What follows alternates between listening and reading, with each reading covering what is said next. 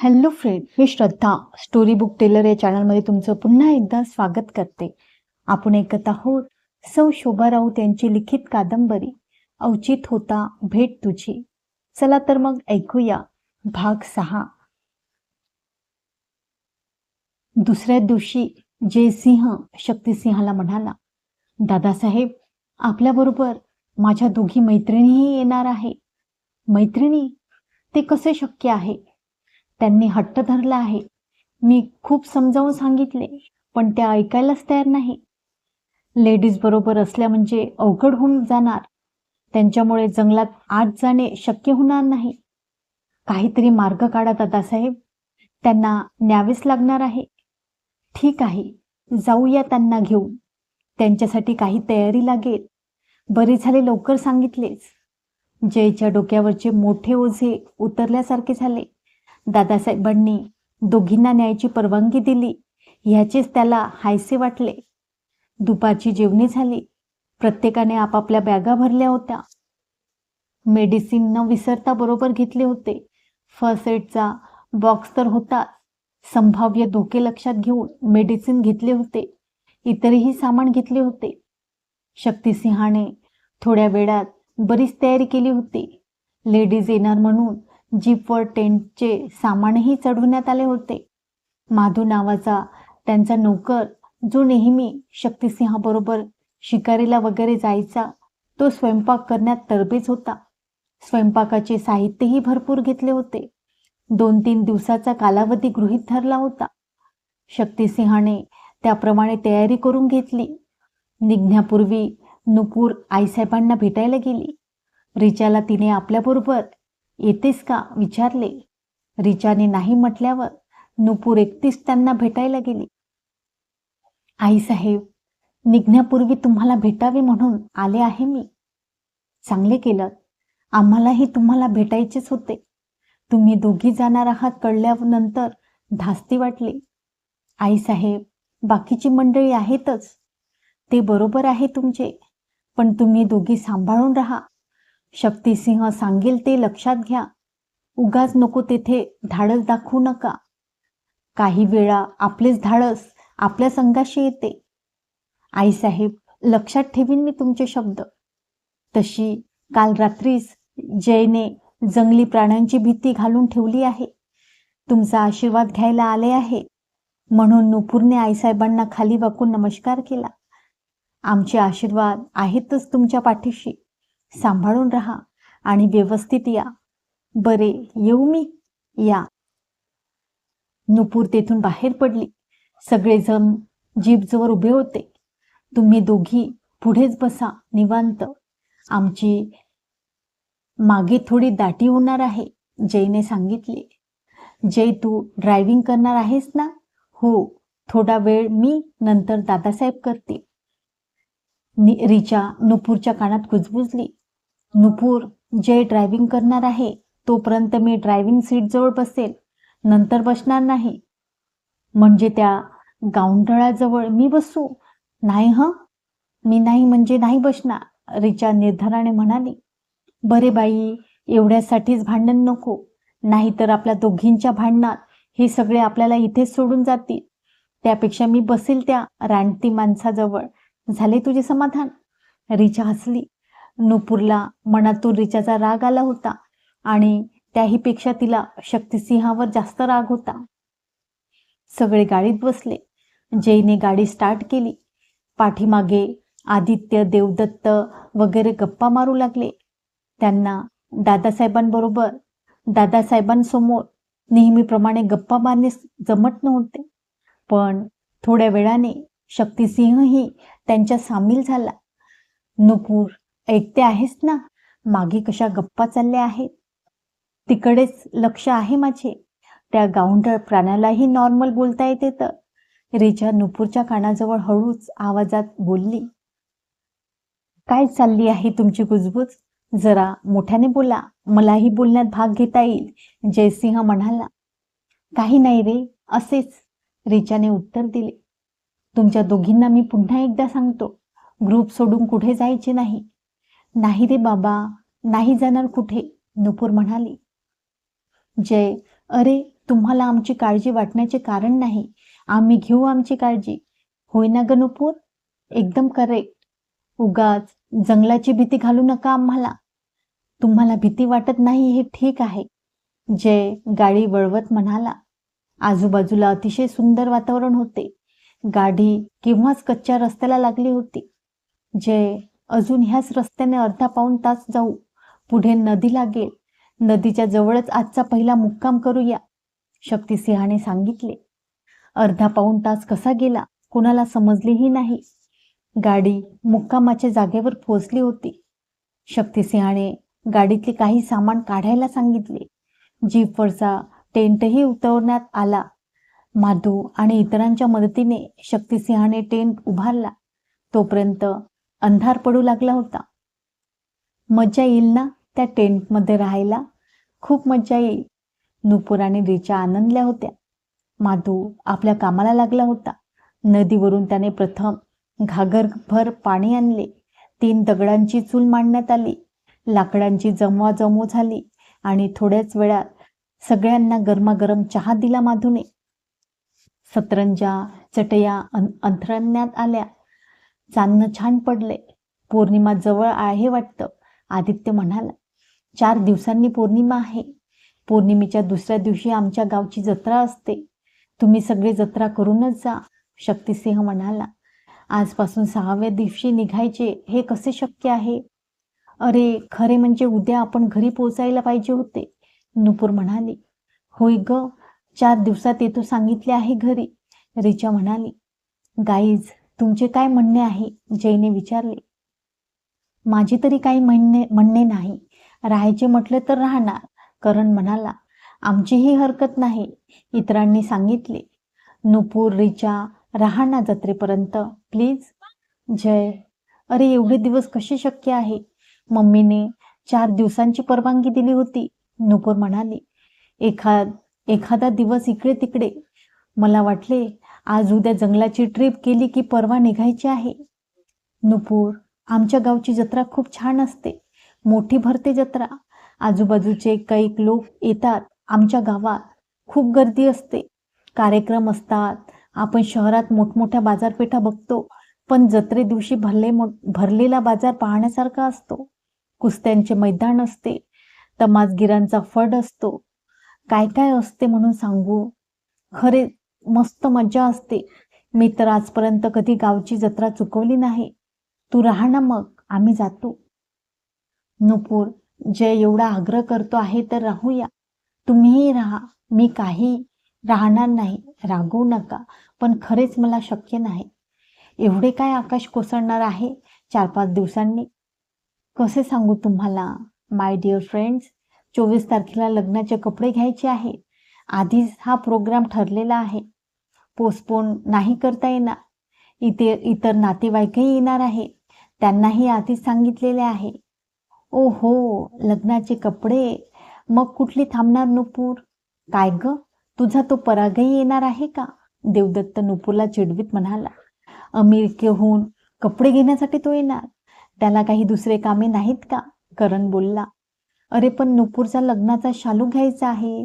त्याचीही पसंती पाहिजेच ना, विशालने संभाषणात भाग घेतला. ए गाईज, लग्नात शालू मला घालायचा आहे आणि तो मी माझ्या पसंतीने घेणार आहे, समजले? नुपूर म्हणाले. नुपूर, हे काही बरोबर नाही. अगं, लग्न ठरल्यानंतर ही माझी पसंती ती तुझी असं नसते. दोघांचीही पसंती एक असावी लागते, जय हसत म्हणाला. हात जोडत नुपूर म्हणाली. महाराज, खूप खूप ज्ञान दिलेत आम्हाला, आता पुरे करा. तिच्या त्या बोलण्यावर सर्व हसले. नुपूर, तुझ्या त्या परागबद्दल काही सांग ना. आम्हाला त्याची तशी काही माहिती नाही, करण म्हणाला. करण, काय जाणून घ्यायचे आहे तुला त्याच्याबद्दल? त्याच्या आवडीनिवडी, हॉबीज वगैरे? खरे सांगू, मलाही नीटसे माहीत नाही. एकदाच गेले होते त्याच्याबरोबर फिरायला म्हणजे घरातून निघालो ते हॉटेल नक्षत्रमध्ये गेलो. कॉफी मागवली आणि थोडा वेळ गप्पा. तेच ते. कसल्या एवढ्या गप्पा मारल्यात? अमेरिकेच्या. तो अमेरिकेबद्दल बोलत होता. तिथले राहणीमान हवामान आणि त्याच्या फ्लॅटबद्दल? म्हणजे अमेरिकेचा मोठेपणा? करण म्हणाला. की अमेरिकेत राहतो याचा अभिमान? देवदत्त म्हणाला. की आपण ग्रेट आहोत हे? जय म्हणाला. नुपूर गप्प बसली. हे रे काय, आधी तिला बोलायला लावता आणि नंतर टर उडवता, रिचा म्हणाली. तसे नाही ग, पण नुपूर, तू नाही त्याला काही विचारलेस? नाही. त्याने तुझ्याबद्दल काही विचारले असेल ना? नाही. तो फक्त अमेरिकेबद्दल बोलत होता. मलाही ते खटकले होते. पण मी काय बोलणार? त्याचा स्वभाव तरी थोडाफार समजला असेल तुला? नाही रे, खरंच नाही. थोडक्यात, तू एका अनोळखी माणसाबरोबर लग्न करणार आहे, आदित्य म्हणाला. आणि अनोळखी देशात जाणार आहेस, देवदत्त म्हणाला. लग्नानंतर होईल त्याची ओळख, समजेल त्याचा स्वभाव, नुपूर म्हणाली. आणि तेव्हा आवडला नाही तर? ॲडजस्टमेंट, दुसरे काय, नुपूर म्हणाले. म्हणून मला तरी लव्ह मॅरेज आवडते, रिचा म्हणाली. लव्ह मॅरेजमध्ये ॲडजस्टमेंट नसते असे तुला कोणी सांगितले? नुपूरने रिचाला प्रश्न केला. ॲडजस्टमेंट असते, पण स्वभाव माहिती असल्याने आपल्याला केवढे ॲडजस्टमेंट करावे लागेल हे आधीच कळते. गाईज, आता हा विषय लव्ह मॅरेज चांगले की अरेंज मॅरेज चांगले याकडे वळतोय, तेव्हा त्यावर चर्चा करण्यापेक्षा आपण हा विषय इथेच ड्रॉप करूया, जय मुद्दाम म्हणाला. त्याला रिचा दादासाहेबांसमोर काहीतरी बोलून जाईल याची भीती वाटली. शक्तिसिंह एका बाजूला शांत बसून त्यांची बोलणी ऐकत होता. त्याला नुपूरचे लग्न ठरले असल्याचे समजले होते. आपण त्या दिवशी उगाचच रिचाचा राग तिच्यावर काढला असा काहीसा विचार त्याच्या मनात येऊन गेला. माधूने लाकडे छान पेटवली होती. गप्पा खूप झाल्या. उठा आता, डिनरचे बघूया, नुपूर म्हणाली. डिनरची काळजी नको, आईसाहेबांनी आतासाठी जेवण बांधून दिले आहे, शक्तिसिंह म्हणाला. मग जेवून घेऊया, जयसिंह म्हणाला. माधू, वाढायला घे. सरकार भाजी वाईस गरम करतोय. जाळ चांगला पेटलेला आहे. ठीक आहे. माधूने पेटलेली 2-4 लाकडे तशीच उचलून तिथं दगडाच्या चुलीत घातली. त्यावर पातेले ठेवले. डब्यातली भाजी त्यात घातली आणि पत्रावळ्या आणि द्रोण काढले. ग्लासेस, 2 चमचे त्याने पोत्यातून बाहेर काढले. यातून जेवायचे, रिचाने प्रश्न केला. होय, जय म्हणाला. शी, माय गॉड, मला नाही जमणार. रिचा, आपल्यासाठी म्हणून दादासाहेबांनी एवढी सोय केली आहे. जेव्हा ते जंगलात भटकंतीला येतात तेव्हा झाडाची मोठी पाने तोडून त्यावर जेवतात. तेव्हा तुला याशिवाय दुसरा पर्याय नाही. तुम्हाला जमणार नाही म्हणून तर आम्ही तुम्हाला आमच्याबरोबर घेत नव्हतो, देवदत्त म्हणाला. यापुढे जे जसे समोर येईल ते स्वीकारावे लागेल, आदित्य म्हणाला. तुमचे नखरे चालणार नाही, करण म्हणाला. नुपूर, तुलाही हे सर्व सांगतो आहोत आम्ही.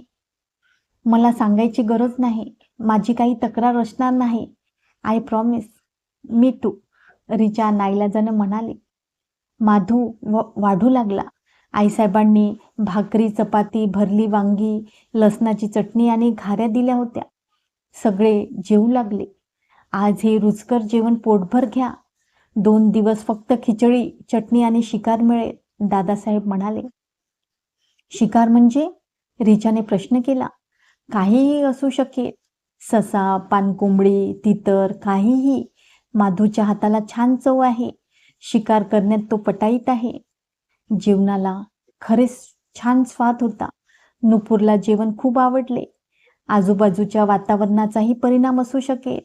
खळाळत वाहणारी नदी, तिचा ऐकू येणारा नादपूर्ण आवाज, आकाशात दिसणारा चंद्र आणि चांदण्यांचा आकाशात पडलेला खच, मंद थुंद वारा आणि हा मित्रपरिवार, तिला हे सर्व खूप हवेहवेसे वाटत होते. जेवताना नेहमीप्रमाणे सर्वांचे हसणे बोलणे सुरू होते. माधू आग्रह करून वाढत होता. द्रोण, पत्रावळीची नावड विसरून रिचाही हसण्या बोलण्यात सामील झाली होती. सगळ्यांची जेवणे झाली. प्रत्येकाने आपापल्या पत्रावळ्या थोड्या अंतरावर नेऊन टाकल्या. माधूचे जेवण आटोपले. सर्व आवरून त्याने बाजूला आपली सतरंजी अंतरली. थोडा वेळ सर्व बोलत बसले. दादासाहेब म्हणाले, आज आता लवकर झोपा सगळे. उद्यापासून चालत फिरायचे आहे. गाडी इथेच लावायची आहे. किती वाजता निघायचे? 6, 6:30 चालेल? हो, कोरसमध्ये होकार आला. झोपण्यापूर्वी सर्वांनी अंगाला ओडोमास लावा. जंगलात फिरतोय तोपर्यंत हे कधी विसरू नका. डास खूप वैताग देता असतातही मोठे. गुड नाईट एव्हरीबडी, नुपूर म्हणाली. रिचाही झोपण्यासाठी उठली. आमच्या टेंटच्या आजूबाजूलाच तुम्ही झोपा हं. घाबरतेस की काय? छट, घाबरायचे काय त्यात? अरे, तुम्ही कोणी रात्रीत घाबरून ओरडलात तर मला ऐकू तरी यायला पाहिजे, म्हणजे मी मदतीला येईल. दुसरे काय? रिचा हसत म्हणाली आणि सगळ्यांना हसू आले. हळूहळू सगळे झोपायला गेले. टेंटला बारीक नेटचे कापड लावलेलेच होते. ते पाहून रिचाला समाधान वाटले. नुपूर, आपल्याला डासाचा त्रास होणार नाही. बरे झाले ग, नाहीतर मी रात्रभर झोपू शकले नसते. आता झोप शांतपणे, नुपूर म्हणाली. रिचाने कूस बदलली. तिने डोळे मिटून घेतले. नुपूरला हे सर्व स्वप्नवत वाटत होते. या ट्रिपमध्ये असाही अनुभव घेता येईल असे तिला वाटलेले नव्हते.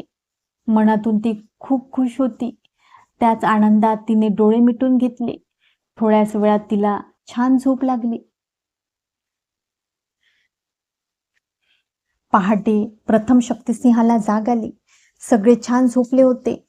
त्याने थोडा वेळ त्याचा नित्य व्यायाम केला आणि तो नदीकडे गेला. थोड्या वेळाने नुपूरला जाग आली. अजून काळोख होताच ती अंगावरची शॉल सावरत टेंटच्या बाहेर आली. बाहेरच्या गार वाऱ्याची झुळूक तिच्या सर्वांगावरून गेली. शॉल असूनही ती शहारली.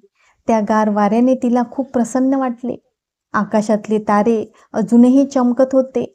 चांदणं खूप सुंदर होतं. कानावर पक्ष्यांची किलबिल ऐकू येऊ लागली होती.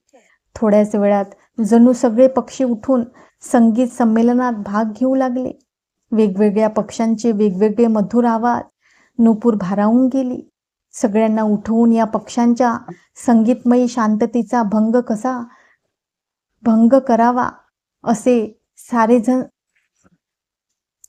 करावा असे तिला वाटेना. ती थोडी पुढे आली. एका दगडावर बसली. हा नवीन अनुभव मनात साठवीत होती. एवढी सुंदर सकाळ तिच्या आयुष्यातील पहिलीच सकाळ होती. अशी सकाळ अमेरिकेत अनुभवायला मिळेल. कशी असेल तिथे दिवसाची सुरुवात? परागला आउटिंगचा शौक आहे की नाही कोण जाणे. असेल तर किती छान. लवकर उठला या प्रश्नाने नुपूर दचकली. चटकन वळली. तिने वळून पाहिले. समोर शक्तिसिंह उभा होता. नुकताच आंघोळ करून आलेला ओल्या केसांचा शक्तिसिंह. तुम्ही? मी तर घाबरलेच. माणसाच्या आवाजाला घाबरता? एखाद्या प्राण्याचा आवाज आला तर काय होणार तुमचे? छट, मी काही भित्री नाही. अचानक तुमचा आवाज आल्याने दचकले, दुसरे काही नाही. प्राणीही आधी वर्दी देऊन आवाज काढीत नाही, हसत शक्तिसिंह म्हणाला.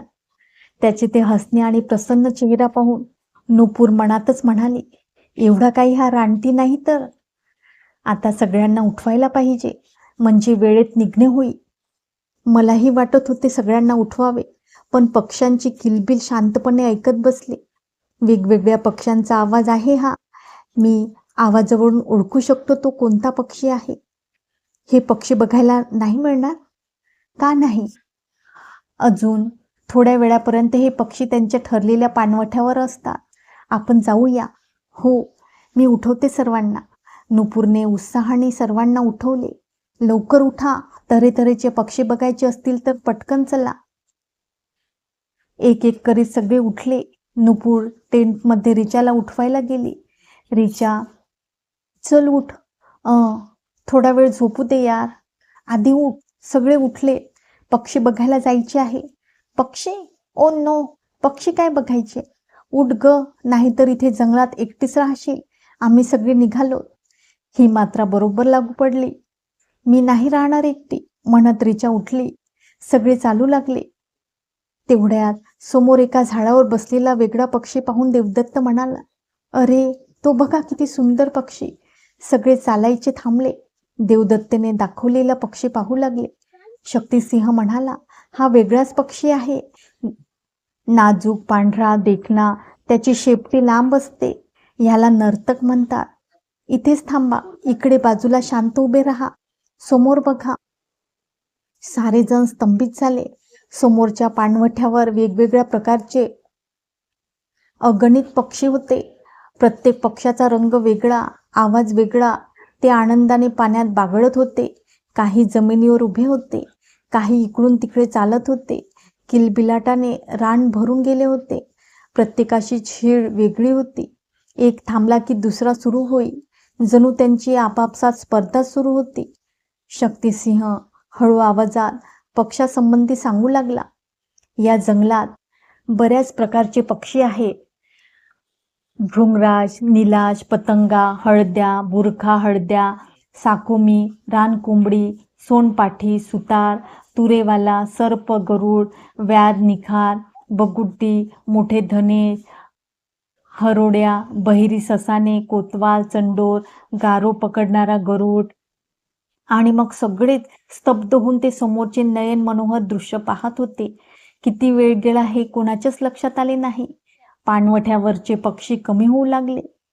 चला, माधूने चहा तयार केला असेल. शक्तिसिंहाने सर्वांना निघण्यासंबंधी सांगितले. अगदी पक्ष्यांच्या राज्यात आल्यासारखे वाटले. करण भारावून म्हणाला. सगळे परतू लागले. रिचा एकदम ओरडली. त्या झाडावर काहीतरी जाताना दिसले. शक्तिसिंहाने पाहिले. तो म्हणाला, ही खार आहे. खार? काहीतरीच. दादासाहेब बघा, माकडा एवढी खार कशी असेल? विशाल म्हणाला. या खारीला शेखरू म्हणतात. ही खार शक्यतो खाली उतरत नाही. तिला उंच आणि दाट झाडाची महिरप लागते. उंचावर तिची घरही असतात. बापरे, खार एवढी मोठी तर इतर प्राणी कसे असतील? रिचा म्हणाली. सगळ्यांना हसू आले. मुक्कामावर सगळे आले. शक्तिसिंह म्हणाल्याप्रमाणे खरोखरच माधूने चहा तयार केला होता. थंड हवेत गरमागरम चहा घेताना सर्वांनाच तो चहा म्हणजे अक्षरशः अमृतासमान वाटत होता. चहा घेतल्यानंतर सगळे नदीवर पोहायला गेले. स्विमिंग ड्रेस नसल्याने रिचा आणि नुपूरने एका बाजूला जाऊन आंघोळ केली. त्या दोघी तयार झाल्या. जयचेही आवरले होते. तो तेथे आला. जय, या गार पाण्याने आंघोळ म्हणजे काकळायला झाले आहे, रिचा म्हणाली. मला तर मस्त मजा आली, नुपूर हसून म्हणाली. वाटणारच ग, तुला काय आता अमेरिकेत जायचे आहे आणि जयचे म्हणणे आहे इथेच राहण्याचे. ए रिचा, सकाळी सकाळी उगाच तो विषय काढू नकोस, जय वैतागून म्हणाला. आपण निघूया, नुपूरने विचारले. हो, जय म्हणाला. तिघे चालू लागले. जय, आमच्या आजच्या पहिल्या दिवसाची ही सकाळ मला खूप म्हणजे खूप आवडली, नुपूर मनापासून म्हणाले. मलाही आवडली, रिचा म्हणाली. जीवनात असा चेंज खरेच हवा हवाचा वाटतो. जे स्थळ बदलले तसे जीवनही बदलले, स्थळ बदलते तसे जीवनही बदलते नाही. आपले हे शहरी जीवन, इथले जीवन किती फरक आहे नाही? फरक तर आहेच, जय म्हणाला. थोडा नाही, खूप फरक आहे. प्रत्येकालाच तो रुचेल असं नाही, रिचा म्हणाली. विषय बदलण्यासाठी की काय? जय म्हणाला. आता आपण जंगलात आणखीन आत जाणार आहोत. जंगलातले जंगल पाहणार आहोत. तुम्ही दोघी जरा सांभाळून राहा. एकट्या दुकट्या कुठे जाऊ नका. काही पाहिजे असल्यात मला सांगा. मी तुम्हा दोघींना पुन्हा पुन्हा सांगतो आहे, लक्षात ठेवा. जंगलात कधी काय घडेल सांगता येत नाही. काहीही असो, विचारल्याशिवाय करायचे नाही. दादासाहेबांनी मला निक्षून सांगायला सांगितले आहे. बापरे, खूप लेक्चर दिलेस, थोडी विश्रांती घे. रिचा, हे लेक्चर नाही, रियालिटी आहे. Be serious. जय, तू निश्चिंत राहा.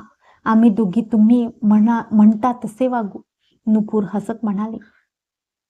तिघे पोचतात माधूने विचारले. समधी यायला लागलीत ना? येतील थोड्या वेळात. तुम्हासनी चिवडा देऊ? आईसाहेबांनी चिवडाही दिला.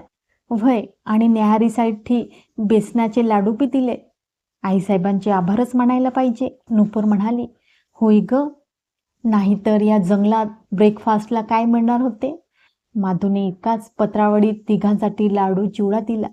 तिघे खाऊ लागले. थोड्याच वेळात बाकीचे सगळे आले. माधूने सर्वांना लाडू चिवडा दिला. चहा झाला. टेंट उतरण्यात आला. तोपर्यंत माधूने दुपारच्या जेवणासाठी पिठले भातही करून घेतला. आवराआवर करून बरोबर घ्यायचे साहित्य वेगळे करण्यात आले. उरलेले साहित्य गाडीत ठेवण्यात आले. चला तर मित्रांनो, आता इथेच थांबूया. भेटूया उद्याच्या भागात. तोपर्यंत नमस्कार.